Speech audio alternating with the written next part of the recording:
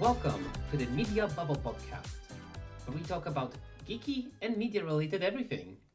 I'm the host, Karol, and with me as always is my co-host, Fredrik. Yeah, hello and welcome to this episode where in this episode we're going to talk about who knows, because we don't know. Who knows? Which is kind of our podcast when I think about it. This is the next evolution of our podcast. Yeah, we're making a normal podcast prepared. this episode. Like everyone else podcast is like, I don't think most know really what they're going to talk about. They just start talking. But I feel like because this format where today we wanted to make something more casual, just bring up topics that we normally wouldn't like to make a full episode of, or just anything that's happening right now that's relevant. No, it was because we needed a fast episode because I had been sick the last 2 weeks. Shh! Don't tell him that. That's our secret. Is that a secret that I have been sick? No, I've been posting quite frequently on Twitter that you've been sick. You have?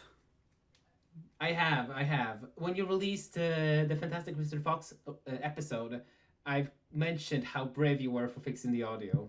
Oh, I actually managed to... I had that finished the day just before I got sick. So you were quite lucky, actually, because like you didn't sit with it when you were sick. No. Yeah, the next day I got sick and I was sick for like 2 weeks.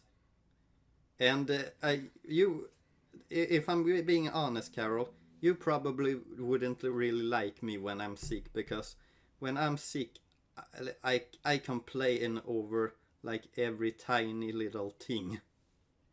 I don't think I've seen you sick once. So maybe that's better for me if I No, didn't because see that I usually don't get sick that often, but when I do get sick, when that happens, I get really sick. So what were you doing while you were recovering? Mostly watching TV, to be honest. Like you don't feel like you have power really to do anything else. Like you just have the TV on, and there were a lot of sports on when I was sick, so there was some kind of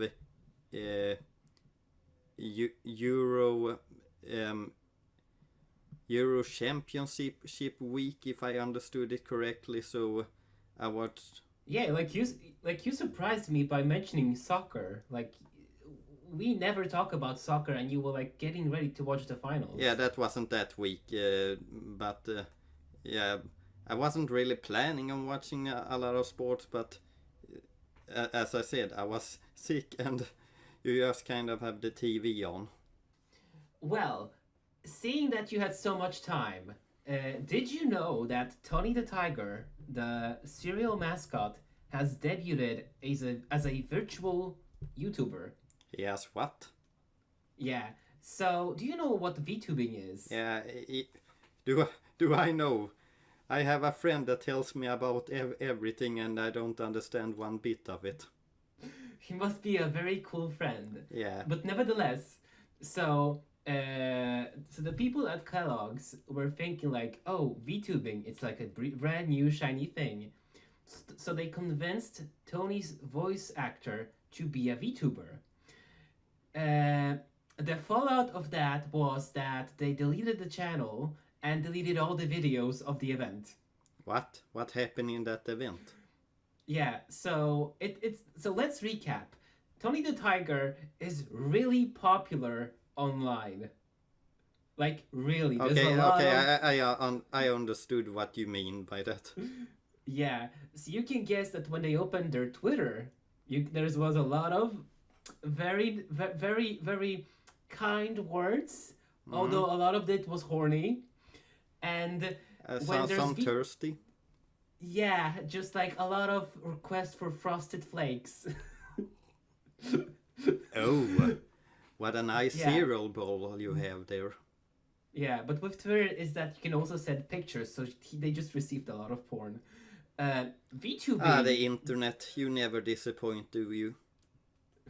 So what fun is with VTubing? A lot of VTubers also kind of there is this culture of being kind of horny. Like a lot of people have booby models or like very hot personas.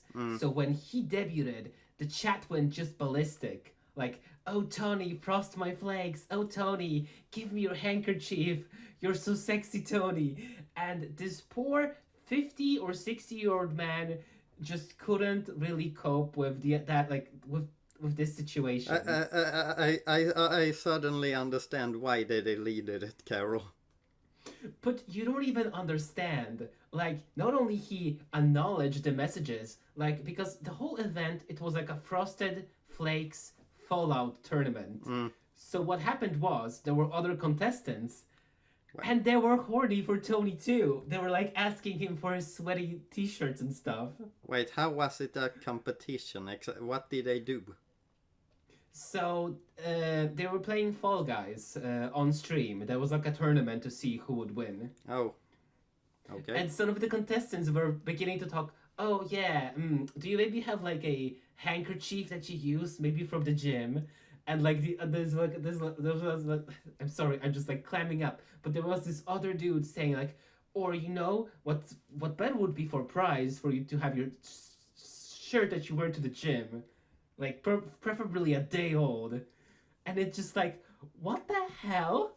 Do people want their cartoon characters to talk dirty? Actually, don't answer that when I think about it. I am stopping myself with all the bite I have in my body. But on top of that, Tony the Tiger did the ara ara on stream.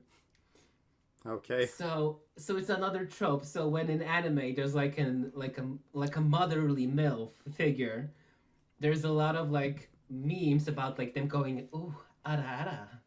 Yeah, I think I've heard of this. Yeah, so he did that too. Ah, how nice. Did he do everything in the Tony the Tiger voice?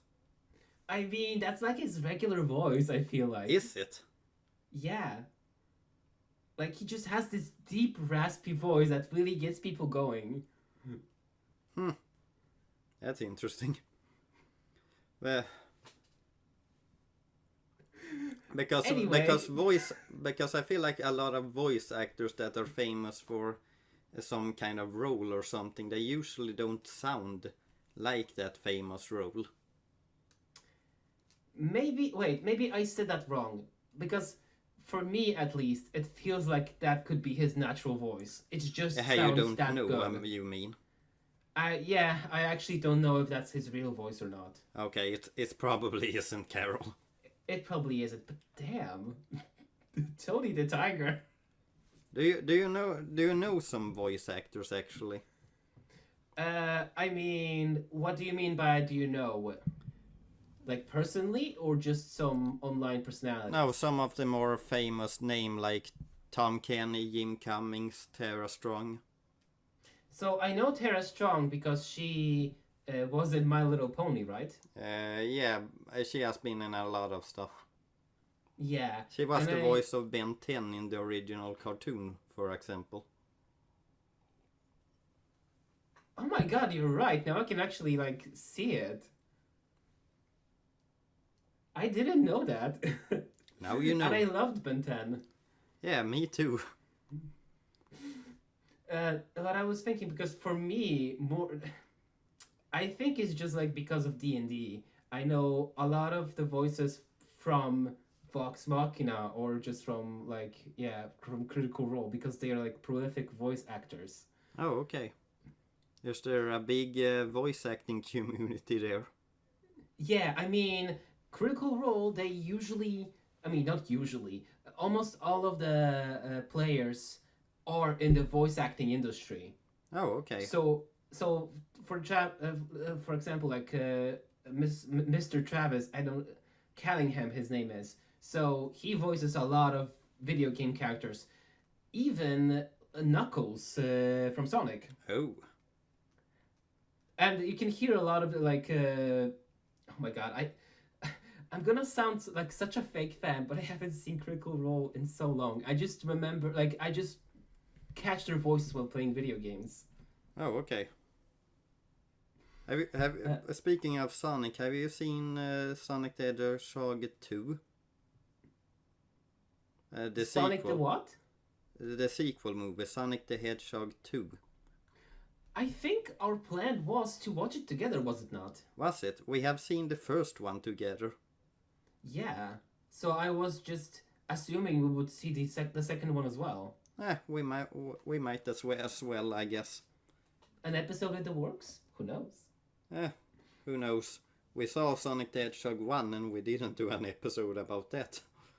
True, but sometimes I feel like we don't have to talk about every media we see and make an episode out of it. No, we don't. Because sometimes it's nice to just have it between us. Yeah, I agree. Like, because I feel like, at least me, if we're gonna talk about a topic, I want to have something to say about it. So that's why I approach it in a different way. Like, I take notes, I pause the film, I think about it. So, speaking of, I guess, media in general, do you want to talk about the Warner Brothers Discovery tax thing going on?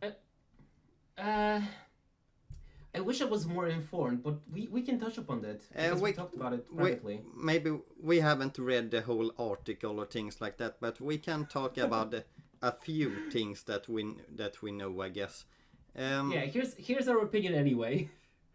So Warner Brothers and a company called Discovery has apparently merged or something like that, from what I understand. And a lot of their HBO content that they were planning on making and putting out on that platform has been cancelled. And it would make sense to cancel things like things that haven't started production or things like that if it just was in the concept stage of it. But they have weirdly enough cancelled two things that were nearly finished, and one of them was Batgirl and the other one was Scoob Holiday Hunt. And apparently why they are doing this is because of taxes.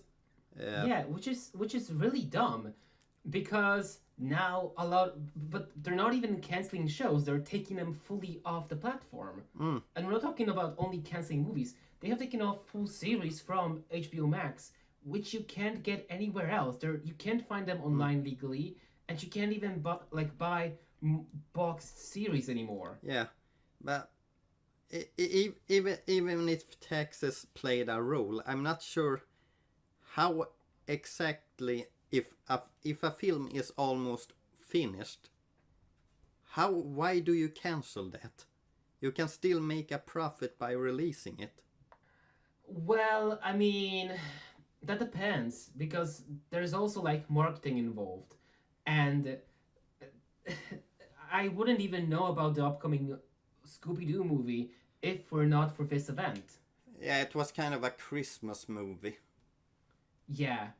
I don't know. Christmas movies usually do pretty good, so. But didn't we have already enough Scooby-Doo Christmas movies?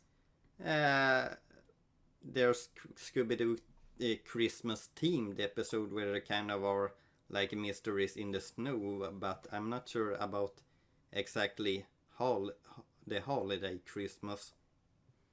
Have you seen the original Scoob? I'm more of the Scooby-Doo Mystery Incorporated fan.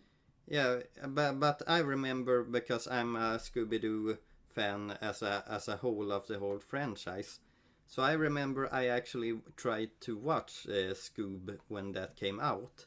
I was a little bit excited, and I watched the movie, and something that was so weird about it was that it was the least Scooby-Doo movie I think I have seen.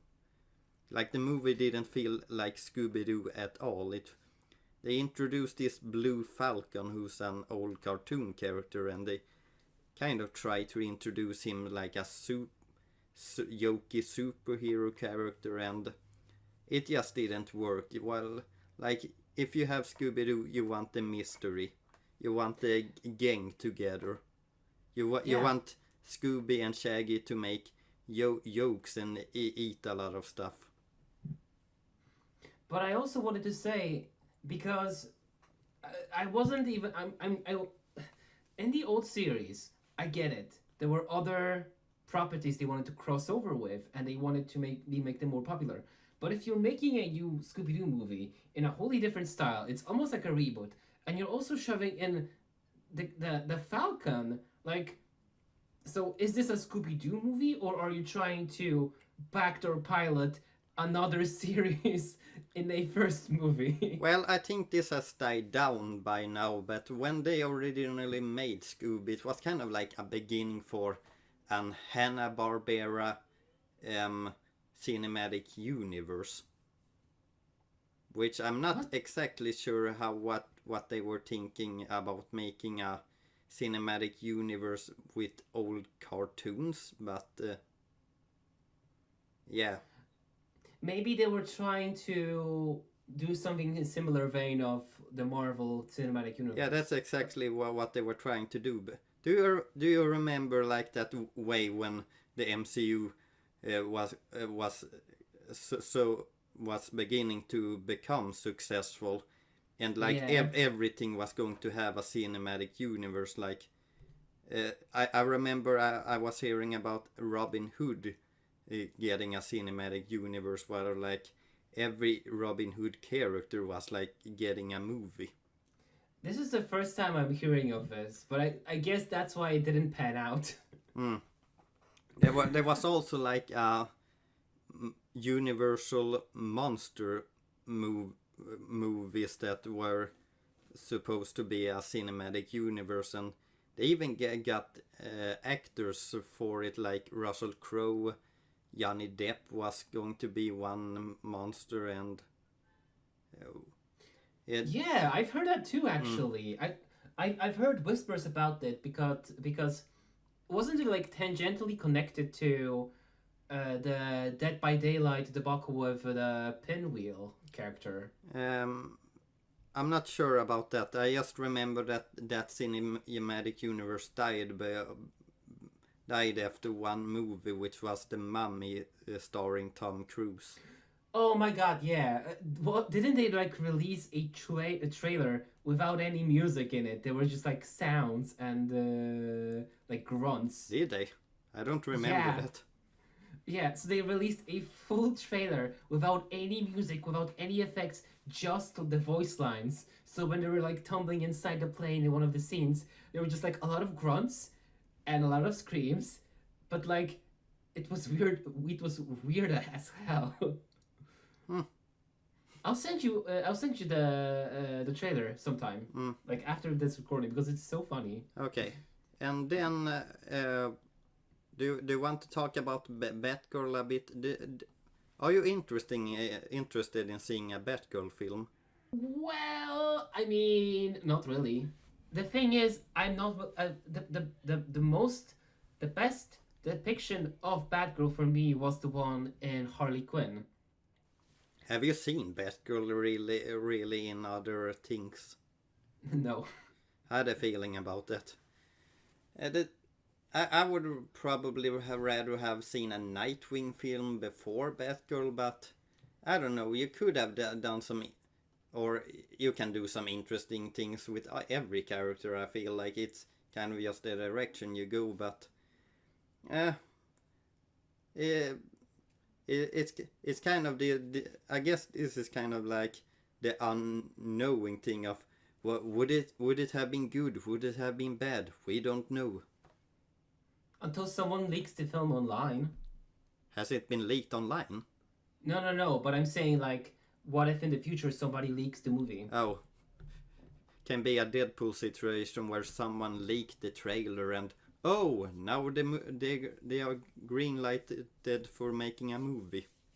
But do you think that somebody actually leaked the movie or like the trailer? Because I feel like it was just something to prop up the hype for it. I'm not certain actually, because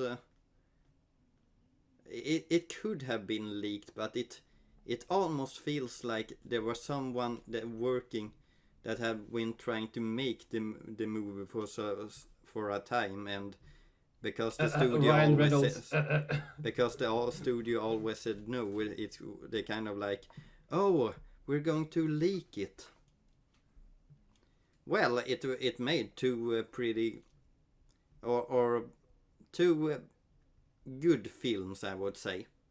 I'd say they were pretty good. Like, I can definitely say that the first one was good, and the second one, it wasn't like super spectacular, but it was like improvement over the first one. I like the first one better, to be honest.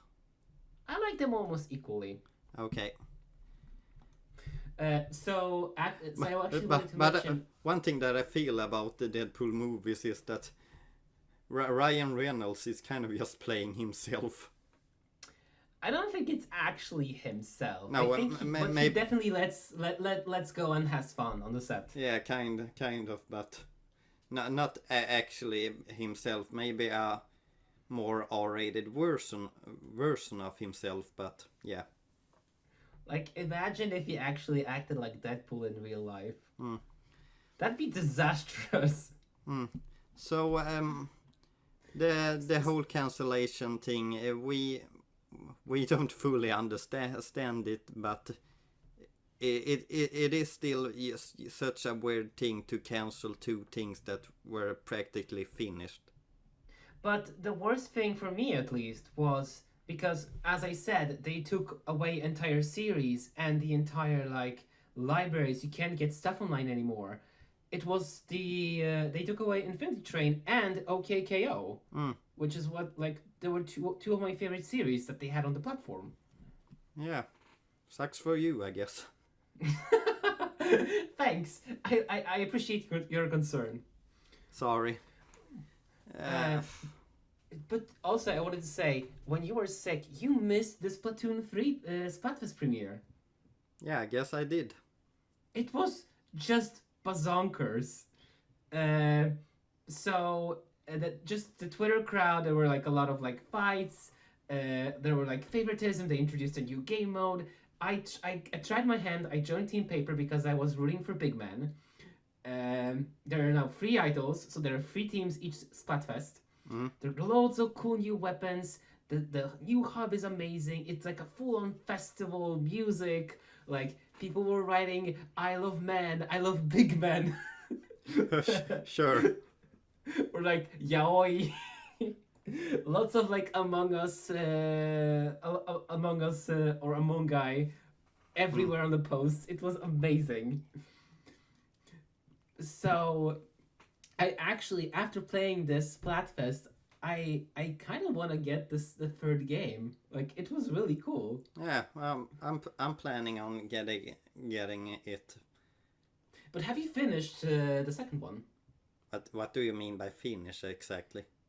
Well, I know. Well, it's a multiplayer game first, but it has a story mode, or even 2 with the DLC. Yeah, I finished that, but that was a long time ago. Do you have Octo expansion? No. It's DLC with Marina and Pearl in the 2nd one. No, I don't think I have that one, but I remember a long time ago that I finished like the main story. Because it's quite significant to the events of Splat 2, because Splatoon 2 ended with a final fest. Where can I just say that I don't really care about the lore of Splatoon? But it's one of the best things about the game.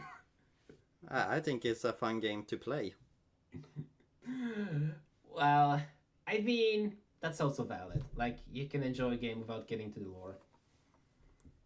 Well, I don't know. Sometimes I like stories in games, but usually when a cutscenes come up in some certain games, I'm kind of like, can I skip this so I can play again? I like cutscenes. I like. Well, it depends on the game. If it's like an RPG or something like that, then I'm more interested in the story. Well, for me, I feel like I want the best example where I feel like the cutscenes are like the treat, like the best part of the video game, would be the Uncharted series. Like, okay, it has nice action, but like the later titles, it feels like a movie, and it feels good. Like, I'm not complaining. I want to see more. I bought the Uncharted trilogy for a while ago, but I haven't actually gotten to play it yet. There is an online mode, like mission mode. Okay. So we can give it a whirl. In the original trilogy. Yeah, I know that the second one has an online mode. Oh, okay. That's more. Yeah, More than I know. Yeah, because I played the second one, like to the death. It was like one of the favorite games amongst me and my cousins. Oh, okay. There is a fun thing because was it in the second one? Drake has a girlfriend or like an ex-girlfriend called Helena. Yeah. And she is a reporter, right?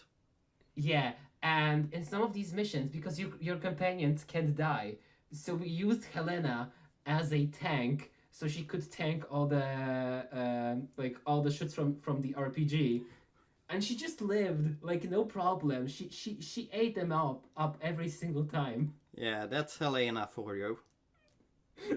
The unbreakable. Can take 1,000 bullets for you. Yeah, but Drake still cannot commit. Yeah, he did commit eventually, didn't he? Oh my god. About commitment. How much do you care about Xenoblade 3 spoilers?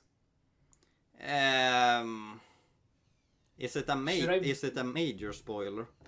It's like a major. It's like an endgame spoiler.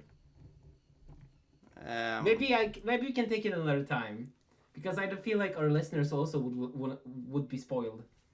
Okay, let's wait in that case. Yeah, I'm just gonna say that Rex is an absolute Chad, and that's all I'm gonna say. Is Rex in this game? I don't know. You're gonna have to play Xenoblade 3 Chronicles to find out. I remember playing Xenoblade Chronicles 2, and I had a little bit of a problem with the combat system. I found it confusing, I remember. Oh yeah, well, I've seen some clips and I just don't know what's happening. I just see people screaming. Like in the beginning of the game, it's like you're barely controlling what he is even doing. Sometimes you press a button to do a special attack, but he kind of is just attacking by himself. Yeah, so I mean, from what I've heard online, it like the combat gets better the further you are in the game because there's like more stuff to do. But I agree, it feels like it looks like it's very automatic, so that's why I'm reluctant to give it a whirl. Like the story and characters looks pretty interesting, I gotta say. For the third one, I really like the instrument that he's playing. It kind of gives a mystical feeling. I feel.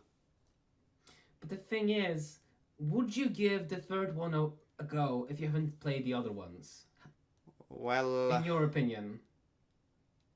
As I said, I'm not sure, because I have heard that the third one is supposedly to have a similar combat system to the second one, and I wasn't that big fan of that, so I'm not sure actually.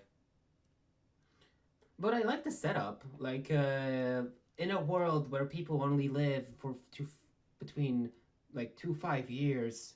And after that, you just turn into dust. Like it's interesting. What you gonna do with your time? The story is definitely interesting.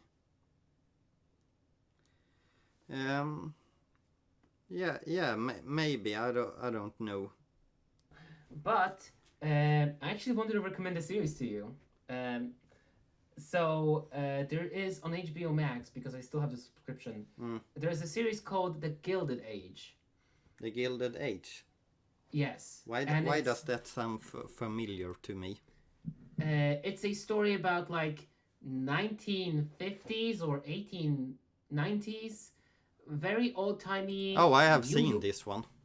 Have you seen it? Yeah, Have you talked about it? I've seen all episode of it. Oh God. Okay. Well, I've seen only up to episode 5. I think I'm on the 5th episode. Yeah, it's from the same creators as the one from Downton Abbey. My mother recommended this to me, you can say, and I watched it, and I watched all 9 episodes. I enjoyed it. Yeah, like it's a surprise. Like, not only like, oh my God, who plays the one of the aunts, Miss Rajit? Yeah, here's the thing about me and TV series, Karol. I don't remember a single name. Wait, I am looking up the actors because I need to say the name of her. Say her name. Bum bum bum bum. I can. Where? Help me, IMDb here. The Gilded Age TV series. Do you want to know something that really fascinated me when I watched the show? Because this takes place in like New York when right around when the lights were invented and things like that. And something that just interested me was that there were roads in New York, but they were like, but there doesn't exist cars yet, but the road still looks like they are roads for cars. I haven't given it that much thought, honestly. Maybe maybe in the next episode I'll look more closely at the roads. I don't know. I just found that interesting because of course there existed roads before, but I just found it interesting how the roads still looked like. Yeah, so wide. Yeah, still looked like roads with cars, but there wasn't any cars existing yet, so it was horse and what is that word in English? Carriages. Horse and carriages. Yeah, or like wagons, or like or like other words for carriages, like wagons. I don't know. But I don't know why I found that so interesting. It's just something that you don't really think about, I feel like. But I found the name of the actress who plays one of the aunts. So, Christine Baranski, you know, the tough aunt of the main character. Okay. She is such a good actress. I remember her playing in The Good Wife and then in The Good Fight. And she just slays the role as this caring but surly but like a woman with experience. Exactly. It feels similar from her role in The Good Wife, but adjusted to the setting of the Gilded Age. Yeah, I really like the show. I'm looking forward to season 2. It had 9 episodes in seasons 1, and how many did you say that you have seen yet? I am on the 4th episode, thanks to the episode list. Okay. Then you have some catching up to do, I guess. Yeah, I'm still watching it, but it's just that I am rooting because the new money couple. I'm just so rooting for the wife because she is being so excluded from high society because she doesn't fit their like traditionalist definitions of and rules of royalty. Like, yeah. I just want her to be in so bad. It's weird in some way because they are getting rich and they are getting really rich really fast. So they will soon be like a top of the mountain. But because they haven't had this history of being rich, they don't really get into the society. But the society has those specific rules exactly to stop people from, like them, to getting like to being in because like they have boatloads of money. They literally like saved their entire company from going bankrupt because of how much money they got, but they're still excluded and they're still outsiders, and because they don't conform to the rules. The rules are meant to exclude them to keep the old money in power. The old money in power. Exactly, like it's so good, and I admire her drive, Miss Barr, to like, because this is the thing her mother wanted, and this is also what she wants, and like this is her dream, and she has it within reach, and she can't get it because they're doing everything in their power to like stop her. Did you see Downton Abbey when that was airing? I have not seen it. I haven't really seen it either. But do you think it's similar in style of this show, The Gilded Age? I have seen the 2 first episodes of Downton Abbey, but I in Downton Abbey I felt like there was a little bit more focus on the workers on the house. There is focus on the Gilded Age too, but I felt like it was more in Downton Abbey. Yeah, because some of the working class in the building, they have their own little quirks and plots, but the focus is between the struggle between the old money and the new money. I think if it's similar to this, I think I would enjoy it. It has some similarities. I wouldn't say that it is completely the same, but yeah, it's about the upper class too, I can say. But I find this so pleasant because this is just a period, like this is a period drama slash just drama between these two. How did you find this show? Because I don't feel like this is a show that you would find normally. I think I'd seen few advertisements on YouTube. Oh, okay. And from there, I kind of forgot about it, and I got a subscription to HBO Max, and I see the sign, like, this is a sign, I have to see it now. Oh, okay. So you have gotten HBO Max after that whole debacle. Yeah, I HBO Max has cancelled everything. Karol, I think I will get a subscription. No. In my defense, I still had it from Fantastic Mr. Fox. Oh, okay. I just, and also the funny thing is because I got it from Mr. Fox, and then I lost my credit card, so now I even have an excuse to not renew my subscription. But I now have to binge the entire series in 2 days. Karol and losing things. Actually, can you tell the story about that the night you went to a drag show? Oh my god. Can you tell it, because I found it really funny. I mean, I can. So basically, where we live, it's pretty close to a city where Trixxie Mattel was performing. I find Trixxie Mattel to be one of the coolest people online. She's a marvelous drag queen. I love her shows. I love her podcast. I love what she does on and I bought the tickets. Nobody wanted to go with me. Else. To be fair, you didn't ask me, but I would have said no anyways. I mean, I don't think drag shows, and specifically this one person that I really, really like, is gonna be up to your taste. No, I said you didn't ask me, but I would have said no. So basically, what I did was I went to. If I say the town, I'm gonna dox myself. I can delete it if you want. So I went to the town and I got an electric bike. First of all, my phone died, not died, but I didn't have internet connection. So I had to go to a local Starbucks and download a offline Google Map. I got myself a electric scooter, and then I rushed because I was late, because before that I was in heavy evening traffic, so I was already late, like half an hour. I was rushing to get my train. I miraculously got on time. After the train, I rushed to get an electric bike.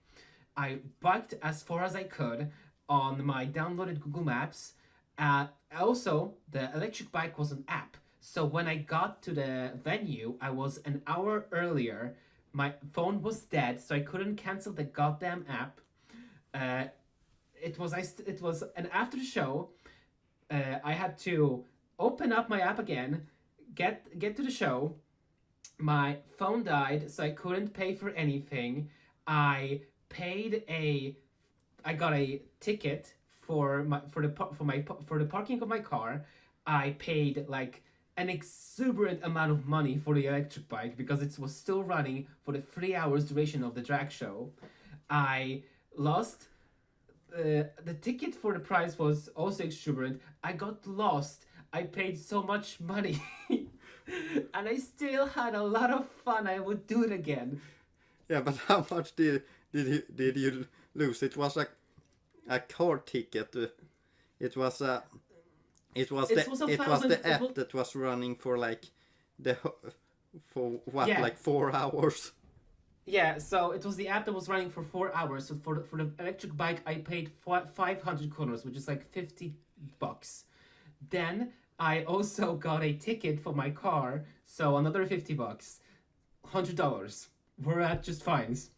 Then I also paid for my parking fee, which also like they didn't even cover enough for me not to get the ticket, which is also like $225. Then also the ticket for the train fare. Then also I bought a very expensive hoodie.